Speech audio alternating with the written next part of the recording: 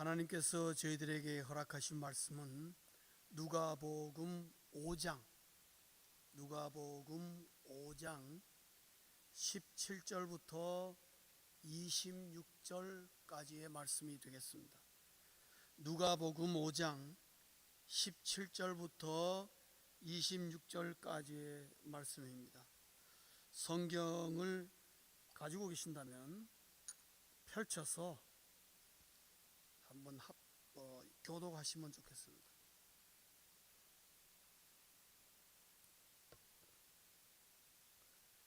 (17절) 제가 다 나오네.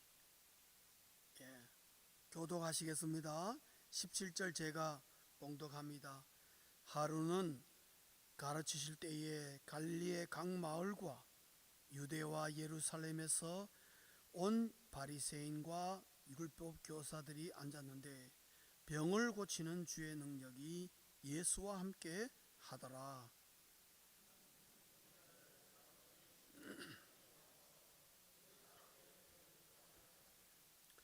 무리 때문에 메고 들어갈 길을 얻지 못한지라 지붕에 올라가 기와를 벗기고 병자를 침상째 무리 가운데로 예수 앞에 달아내리니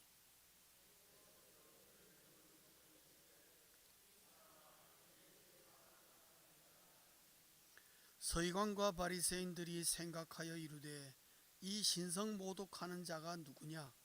오직 하나님 외에는 누가 능히 죄를 사하겠느냐?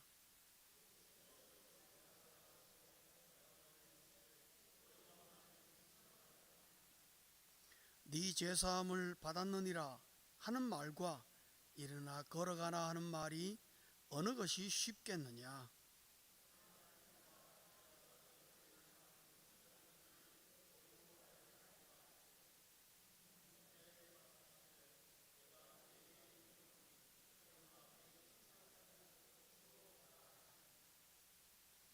그 사람이 그들 앞에서 곧 일어나 그 누웠던 것을 가지고 하나님께 영광을 돌리며 자기 집으로 돌아가니 모든 사람이 놀라 하나님께 영광을 돌리며 심히 두려워하여 이르되 오늘 우리가 놀라운 일을 보았다 하니라.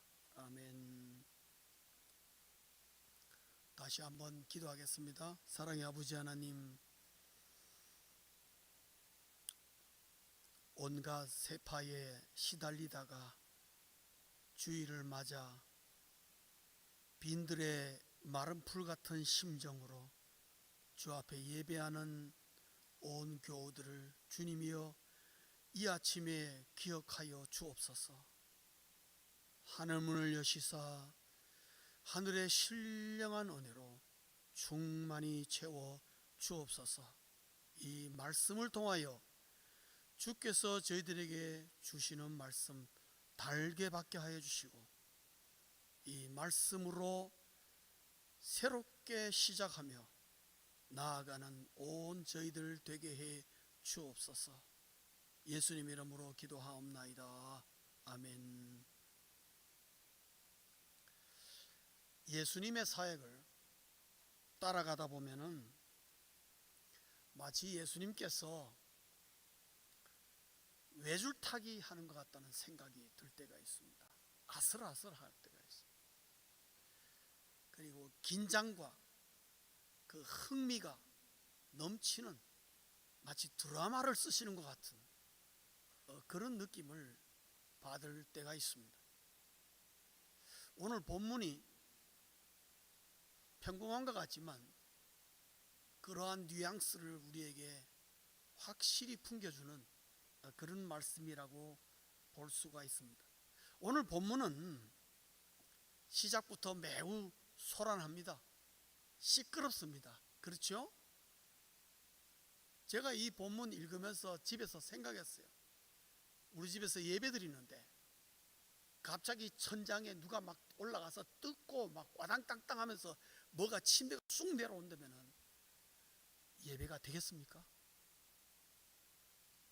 오늘 이 자리에 우리 지금 예배 드리고 있는데 갑자기 천정을 누가 뜯고 와당탕탕 하더니만 먼지 풀풀 나임이 뭐 떨어지면서 침대가 하나 내려온다고 생각합시다. 여러분 예외가 되겠습니까? 난리가 나죠. 지금 이 상황이 딱 그런 겁니다. 매우 소란스럽고, 그러나 아수라장 속에서 일어나는 그 놀라운 기적 사건이 오늘 본문입니다.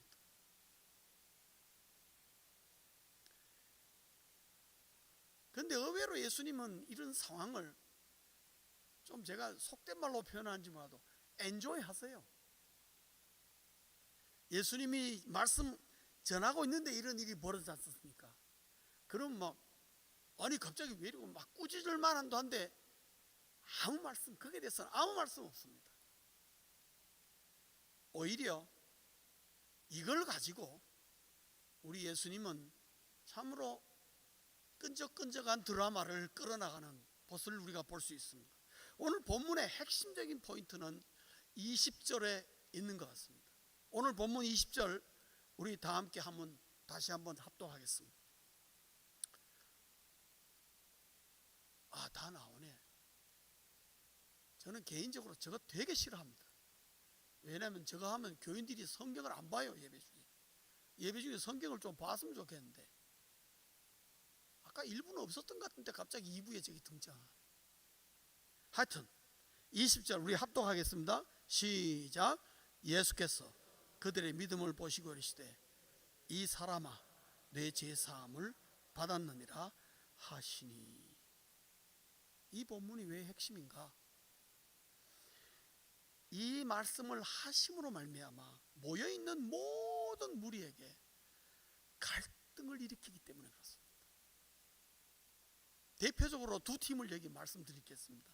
하나는 이 중풍병자를 메고 온 친구들입니다. 여러분 분명 20절까지는 자기 친구, 중풍병자들인 친구를 이렇게 어렵게 정말 온갖 욕을 얻어먹어가면서 말씀을 방해하면서 요란스럽게 내려왔는데 그 중풍병자가 20절에서는 아무런 변화가 일어나지 않았습니다.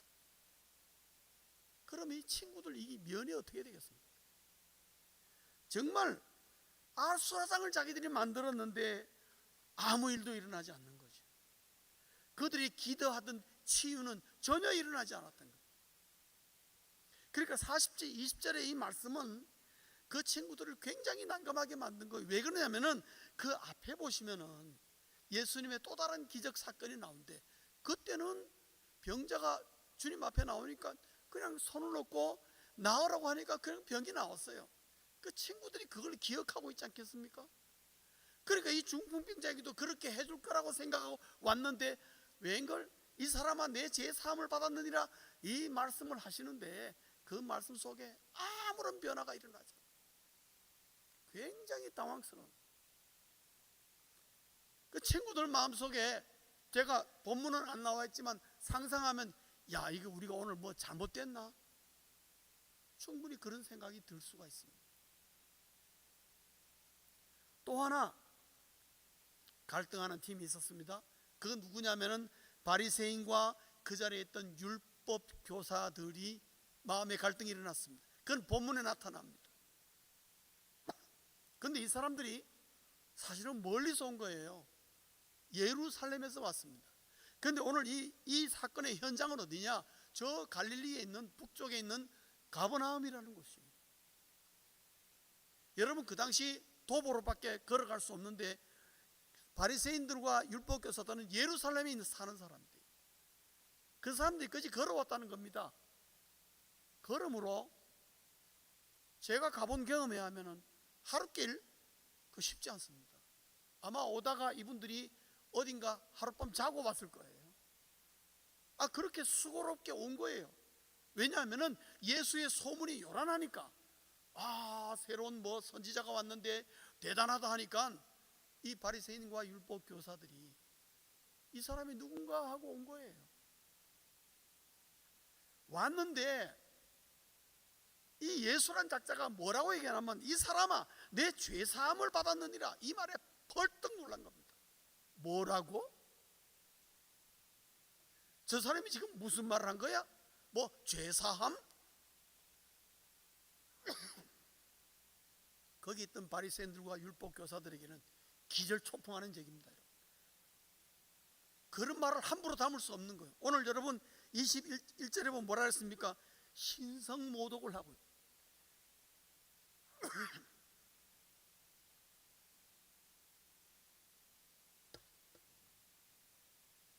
그러면서 이들이 뭡니까? 마음속으로 생각하기를 오직 하나님 외에는 누가 능히 죄를 사하겠느냐. 그러면 이 율법 교사들과 바리새인들의 마음속에는 죄 사하는 권세는 누구에게만 있다? 하나님에게만 있다. 그들은 어릴 때부터 그렇게 쭉 커왔던 자들입니다.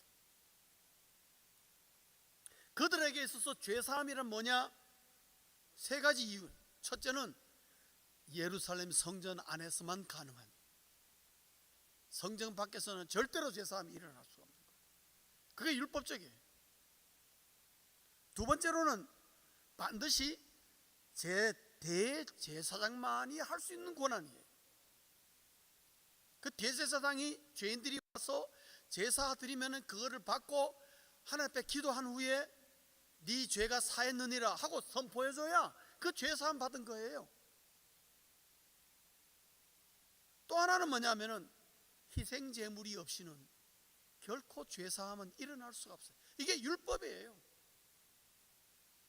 그렇기 때문에 적어도 21절에 이 생각을 하게 되는 이 율법 교사들과 바리새인들의 말은 틀리지 않았어요. 맞아요. 이들의 생각은 지극히 성경적입니다. 이것만 알고 어릴 때부터 그렇게 봐왔고 그렇게 커왔고, 그리고 율법을 공부해서도 그렇게 알았고, 전통적으로도 아주 그 신념과 그 자신관, 그 믿음이 대단한 사람들. 그런데 예수님이 죄사함 받아 선포한다? 그거는 충분한 갈등의 대상이 됩니다. 그러나 성도님 여러분, 그들이 관고한 것이 하나 있습니다. 예수님이 이런 말을 할 때 그들 앞에 있는 그 유명하다는 예수가 이런 일을 하는 거, 이런 말을 하는 거 보니까 혹시 그들이 그토록 기다리던 메시아라면 이런 생각을 못한 거예요.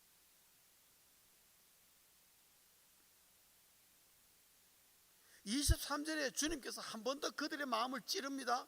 23절에 뭐라 그럽니까? 내 죄사함을 받았느니라 하는 말과 일어나 걸어가라 하는 말이 어느 것이 쉽겠느냐. 바리새인들과 율법 교사들이 아무 말이 없습니다. 말을 할 수가 없습니다. 왜? 둘 다 불가능하게, 쉬운 건 둘째 치고 둘 다 자기들이 불가능한 거예요. 그러나 이렇게 질문하는 예수님의 입장에서 보면은 나는 이게 가능한데 그거거든.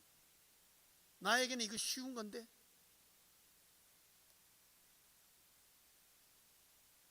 그러니까 23절에서 예수님의 질문의 의도는 뭐냐 하면은 너희는 불가능해도 나는 가능하다. 이렇게 말해줘도 그들이 혹시 이 사람이 메시아란가? 메시아가 아닐까? 이런 추호의 의심도 안 해봤다는 거예요.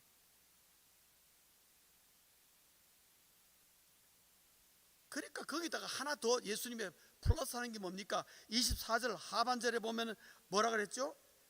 그 중풍병자에게 말씀하시되 내가 네게 이르노니 일어나 내 침상을 가지고 집으로 가라. 결정적인 것이죠. 죄사함과 이들의 육신의 치유를 치유하는 능력, 이건 메시아의 놀라운 특징들이거든요. 그런데 이 모든 것을 보고도 그들은 눈앞에서 목격하고도 예수님을 메시아라고 믿지 않았다는 거예요. 신기할 정도예요. 그런데 저는 한편으로 이해를 해요. 왜 이해하는가 하면 제가 어릴 때 저희 아버님 교회에 그 당시 한국에서 유명한 신유 은사자인 현신의 권사님이라는 분이 계십니다. 아마 한국에서부터 신앙생활을 오래 하신 분들은 기억할 겁니다. 지금 다 세상 떠나셨는데 현신의 권사님이 저희 아버님 교회에 오셔가지고 6개월 동안 매일 은사 집회를 했어요. 대단했습니다. 제가 초등학교 때 그 구경하려고 열심히 그 예배 들어갔거든요. 근데 하루는요, 저희 동네에서 다 알아요. 우리 동네 주민들이 다 아는 거예요. 정말 태어날 때부터 안전뱅이가 있어요. 한 번도 그 사람이 일어나 본 적이 없는 사람이에요. 그리고 그 사람은 늘 아침마다 그 동네 앞에 있는 시장 바닥에 딱 그 자리에 가서 하루 종일 구걸하다 그거로 사는 사람이에요. 우리 다 알아요. 근데 그 집에 그 식구가 그 사람을 번쩍 들어가지고 데리고 왔어요. 고쳐달라고. 근데요, 현신의 목사님이 그 사람을 번쩍 이렇게 세웠어요. 세운 정도가 아니에요. 걸어보라 그래요. 교회 앞에서 뒤에까지 걸어보래요. 여러분, 평생 안진뱅이인 사람이 일어났다 할지라도 다리에 힘이 있겠습니까? 없겠습니까? 아유, 전혀 없죠. 근데요, 걷는 거야. 그 왔다 갔다 했어요. 그렇게 현신의 목사님이 뭐라 그러냐면은, 이번에 뛰어보세요. 뛰더라고요. 뛰어서 왔다 갔다 했어요. 본문에 난리가 난 거예요. 막 박수 치고 막 일어서고 막 교회가 뒤집어졌어요. 왜냐? 자기들이 평생 알고 있던 안전뱅이가 벌떡 일어나서 뛰니까. 여러분, 놀라운 일이죠. 그런 일들이 많았어요. 우리 친구 가운데도 하나 태어날 때부터 소아마비로 말미암아 다리 하나가 심하게 저렸는데, 이런 침상 위에다가 그 애를 딱 눕혀놓더니만 기도하면서 진짜 눈앞에서 이쪽 다리야 길어져라 하니까 다리가 쭉쭉 나오더라니까요. 아, 우리는 애들이니까 야, 눈앞에서 자세히 봤잖아. 혹시 이게 사기인가 싶어가지고. 진짜로. 그분 특징은 꼭 걸어라 그래요. 뛰어보라 그래요.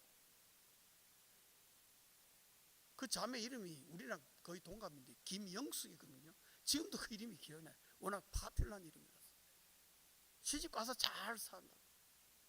여러분, 6개월 동안 이런 일이 우리 교회 안에 현신의 권사님을 말미암아 비일비재했습니다. 그 이제 6개월 하고 현신의 권사님이 서울로 올라가셨어요. 제가 물었습니다. 그래서 아버지, 우리 교회 교인들이 좀 늘어났나요? 우리 아버님 하시는 말씀, 야, 한 명도 안 늘었다. 그 많은 주민들 다 봐놓고도 그 주민들과 단 한 명도 우리 교회에 새롭게 나오는 사람이 없다라는 거예요. 여러분, 믿어지십니까? 사람이 그래요. 보고도 안 믿어요. 보고도 교회 안 나와. 교회 나오는 사람은 보고를 말미암아 전도받은 사람이 교회 나오는 거지, 그 놀라운 기적을 본다고 교회 안 나오더라. 그러니까 이 사람들 내 심정이 이해가 가는 거예요. 바리새인들 율법교사들 보는 순간에 깜짝 놀랐죠. 근데 이 사람이 메시아라는, 예수가 메시아라는 생각은 추호도 안 한 거예요. 언제? 예수님 십자가에 못 박아 죽이기까지도 생각 안 한 거예요.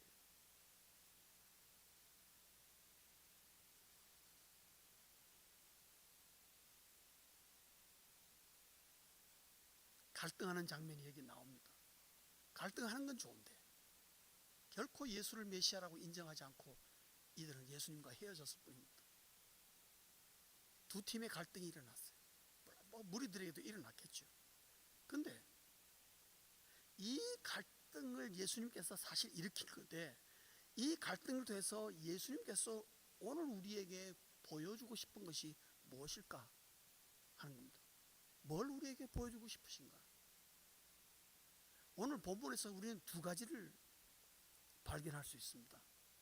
예수님이 우리에게 이 갈등을 통해서 우리에게 보여주신 것은 두 가지다. 첫째는 중풍병자의 그 친구들의 믿음을 드러내기 위해서, 그 믿음을 드러내기 위해서. 20절 다시 한번 우리가 읽겠습니다. 20절 다시 한번 합독하시겠습니다. 시작.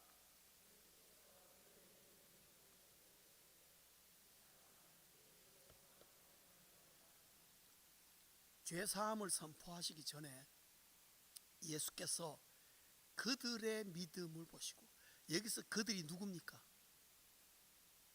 친구들입니다. 앞에 보시면 금방 나옵니다. 그 친구들의 믿음을 보시고 죄사함 받으니라. 뿐만 아니라 뒤에 사실 그 사람을 일으키는 것도 다 이거와 연관되어 있는 거예요. 이 친구들의 믿음, 요 한마디 딱 나옵니다.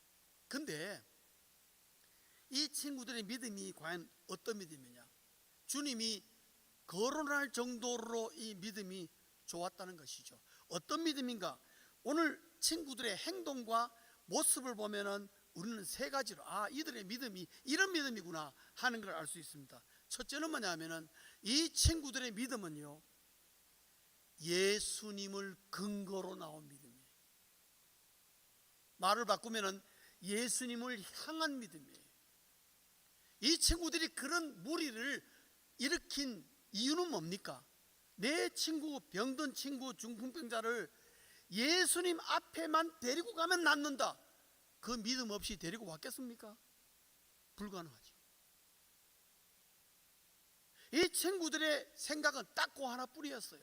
예수 앞에만 가면 낫는다, 그 믿음.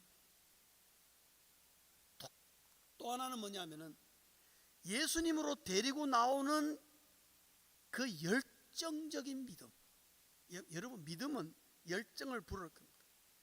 친구를 위해 침상체에 메고 올 정도의 열정이 있는 친구들이에요. 제가 이 부분을 생각하면서, 내가 만약에 이런 중풍병이 들어서 이렇게 꼼짝 못한다, 그러면 과연 내 침상을 메고 병원에 갈 만한 친구가 내 사람이 있을까? 여러분 어떻습니까? 저는 아무리 뒤집어도 없을 것 같아요. 제가 일부 예배 때 하목사님께 그래서, 하목사님 오실래요? 근데 아마 바빠서 못 올걸요.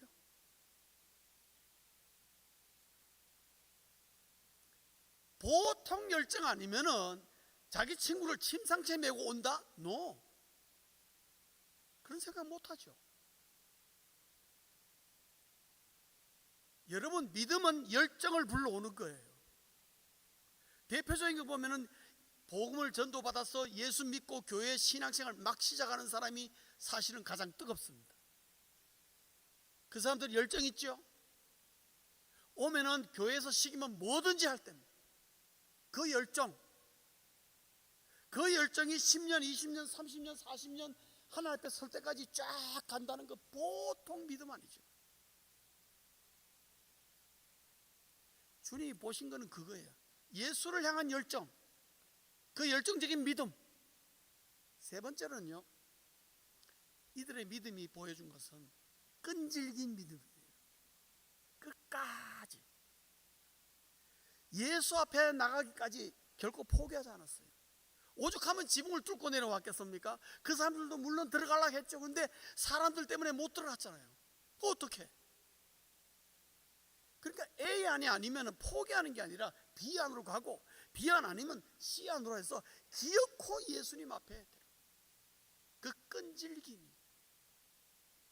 그러니까 오늘 이 친구들의 믿음이 어떤 믿음인가 보면 세 가지입니다.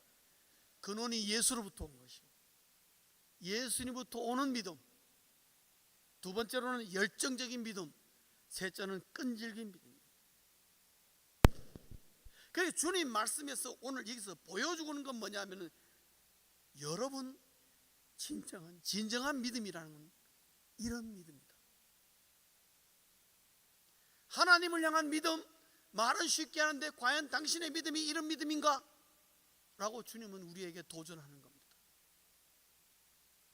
과연 당신의 믿음은 정말 예수로부터 온 것이고, 예수를 향하는 믿음이고, 과연 믿음의 열정을 불어일으키고, 그 믿음 한번 믿음으로 간다 그러면 끝까지 가는 그런 끈질긴 믿음이 있느냐? 그게 진짜 믿음이다. 주님 그렇게 말씀하십시오. 말로만 믿음 하지 말라는 거예요. 이런 친구들의 믿음을 보시고 주님은 기적을 일으킨 겁니다. 이걸 우리가 잘 봐야 돼요. 바리새인과 율법 교사들도 믿음이 있었습니다. 그러나 그들의 믿음은 율법과 전통으로부터 온 것이에요. 율법을 지키고 전통을 지키는데 아주 열정적이고 끈질긴 그런 믿음을 가졌어요. 그러나 다른 믿음이에요. 다른 믿음. 세상적인 욕심에서 나오는 믿음이에요. 왜? 그들은 그들의 위치를 지키고 그들이 갖고 있는 부와 명예와 권위를 지키기 위해서 물불 가리죠. 대표적인 사람이 사도행전에 나오는 사울과 같은, 변화되기 전에 사울의 모습이 그렇습니다. 예수 믿는 사람들 전부 다 쳐 죽이겠다고 사울이 다메섹으로 가다가 예수님 만난 거예요. 스데반을 죽이는데 가표를 던진 자가 사울이에요. 그 사람들은 그래요. 그러나 그 평생도록 그 믿는다고 하는 그 믿음은 예수로부터 나온 믿음이 아니에요. 그러니까 예수 그리스도께서 그들 앞에서 이렇게 놀라운 일들을 펼쳐도 그들이 메시아라는 것을 단호히 거부하는 것입니다. 예수님께서 이것을 통해서 이제 메시아가 오심으로 말미암아 율법과 전통이 폐해진 것이고 이제 죄사함이라는 것은 예루살렘 밖에서도 이루어질 것을, 그리고 궁극적으로 온 인류에게 이 죄사함의 놀라운 구원의 역사가 있을 것임을 전조로 보여주는데도 눈치를 전혀 못 채고, 결과적으로 그토록 기다리던 메시아를 영접할 기회를 그들은 잃어버렸습니다. 왜? 그들은 믿음이 주님을 향한 믿음이 아니에요. 하나님 하는데 하나님을 향한 믿음이 아니에요. 자기들의 기득권과 세상적인 명예와 욕심을 지키기 위한 믿음일 뿐이에요.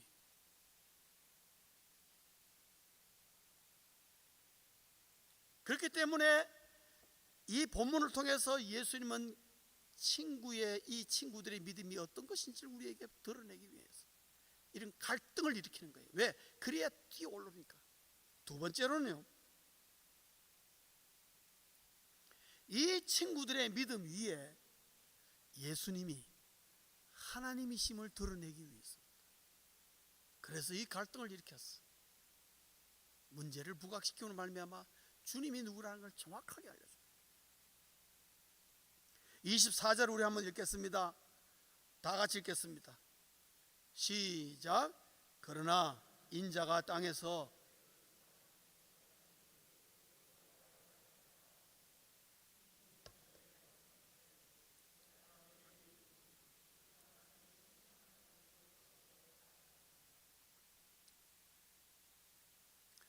이것이 오늘 메시지의 예수님의 어떤 결론적인 부분이라고 볼 수가 있죠. 이 누가복음 5장은 말입니다, 예수님께서 제자들을 택하시고 있는 중에 일어난 일이에요. 그래서 그 전에 택함 받은 제자들이 지금 예수님을 따라다니고 있다고요. 그러니까 여기서 오늘 본문에서 보는 제자들에게 예수님이 정체성, 예수님이 누구인지를 확실히 보여줄 필요가 있는 거죠. 그 제자들이 눈으로 본 거예요. 와, 우리 선생님이 진짜네, 그런 거죠. 동시에 바리새인과 율법 교사들에게도 메시아가 이 말씀을 알려주는 거예요. 동시에 구약의 예언이 성취되었음을 선포하는 거예요. 그래서 예수님이 하나님이시면 이들의 생각대로 하나님이 아니면은 결코 일어날 수 없는 일을 주께서 일으키십니다. 그래서 구약의 예언이 성취죠. 여러분 17절을 보시면은 예수님이 말씀 사역을 했습니다. 가르치실 때에 동시에 17절 하반부에 보면은 병을 고치는 주의 능력이 예수와 함께 하더라, 이렇게 끝나고 17절에요 예수님의 두 가지가 나타납니다. 말씀으로 가르치고 또 하나는요, 병을 치유하는 능력. 이 두 가지가 동시에 일어나는 거예요. 이것은 우리로 하여금 창세기 1장을 기억나게 하는 것입니다. 하나님이 말씀하심에 그 다음 어떻게 됐어요? 빛이 있었고 해가 있었고 낮이 있고 밤이 있고. 누가? 하나님이 말씀하시면. 오늘 10절은 우리에게 예수께서 말씀하시니까 말씀으로 어떻게 해요? 병든 자가 병이 낫는. 그리고 주님께서 사역을 보면 거의 병든 자는 예수님이 말씀으로 낫는 경우가 거의 다예요.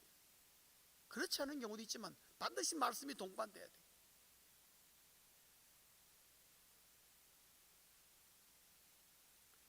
그러니까 오늘 이 본문은 뭐냐?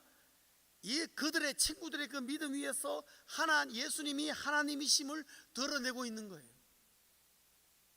우리에게 보여주고 있는 것입니다. 예수님이 누구인지를. 그리고 이 기적 사건의 결과는 어떻게 됩니까? 25절과 26절 우리 다시 한번 다 함께 합독하시겠습니다. 25절 26절 시작. 그 사람이 그들 앞에서 곧 일어나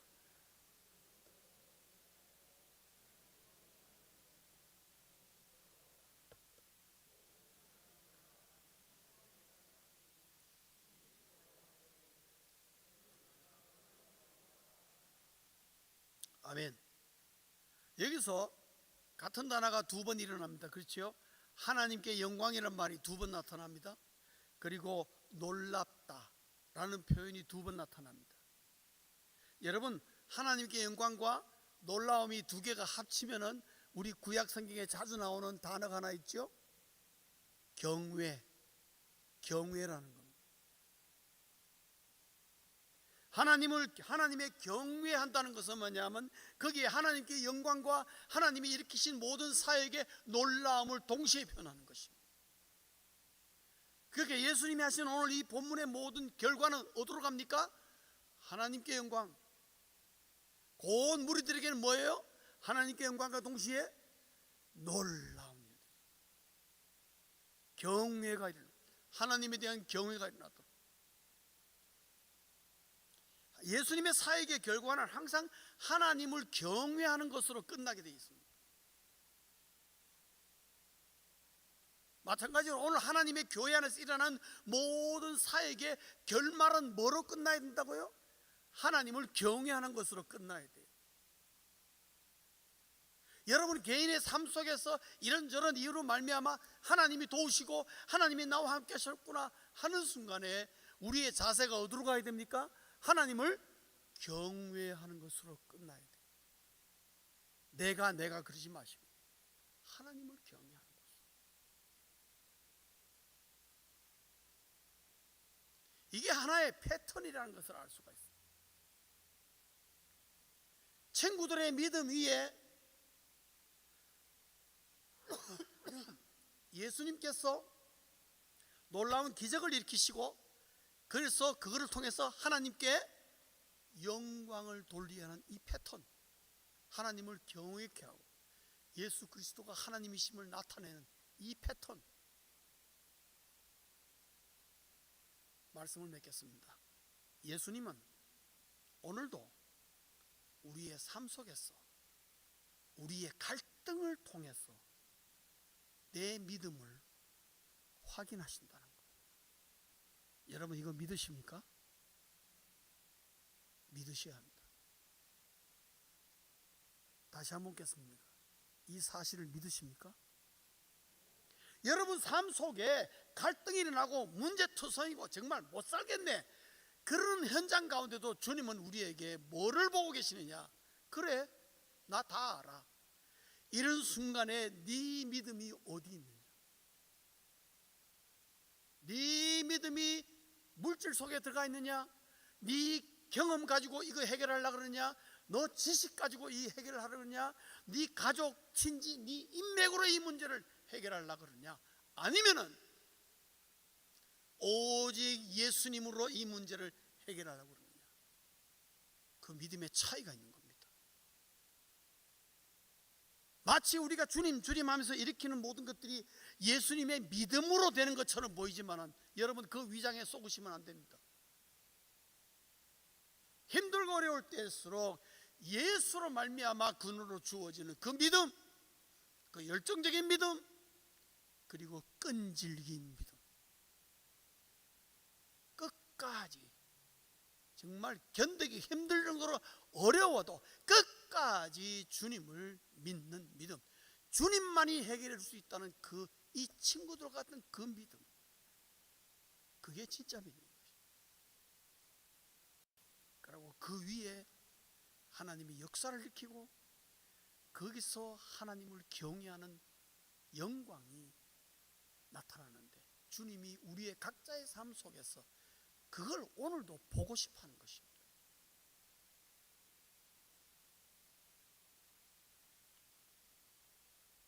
이 세상은 오늘도 우리에게 세상을 믿으라고 엄청 독촉합니다. 저도 이제 몸이 옛날 같지 않았어. 자꾸 뭘 보게 되냐면 영양제 광고 나오면 아주 관심 있게 보게 되는 거예요. 그 영양제 광고를 보면요, 와, 불로장생이 따로 없어. 저거 먹으면 평생이 아니라 영원히 살 것 같아. 광고를 그래 해요. 그럼 사람들이 그거 믿고 삽니까 안 삽니까? 저도 샀다니까요. 근데 먹으면 뭐 어째요? 아이고, 아무것도 아니에요. 그래서 더 이상 안 속습니다. 요즘 한국에 뭐 대선한다고 후보들 뭐 어쩌고 공약 어쩌고 뭐 싸우고 다투고, 핵심은 뭡니까? 자기를 믿어달라는 거죠. 자기 믿으면은, 자기 믿어서 대통령 뽑아주면은 잘하겠다, 뭐 그런 얘기죠. 결론은 다 똑같아요. 믿어달라는 거예요.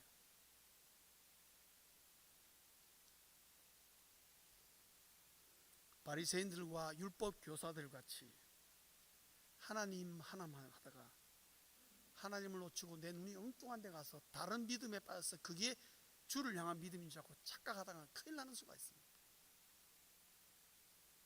예수 앞에 진정한 믿음을 보여주십시오. 여러분의 진정한 믿음, 이 친구들의 믿음을 소요 보여주십시오. 내 믿음은 오직 예수 그리스도부터 와야 하는 것이다.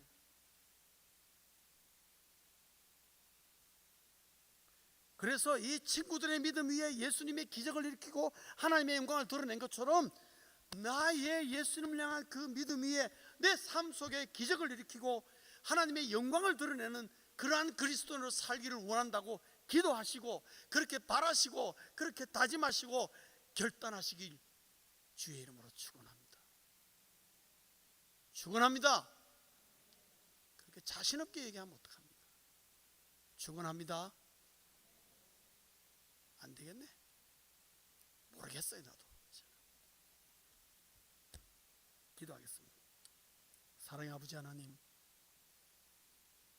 주님 안에 감사합니다.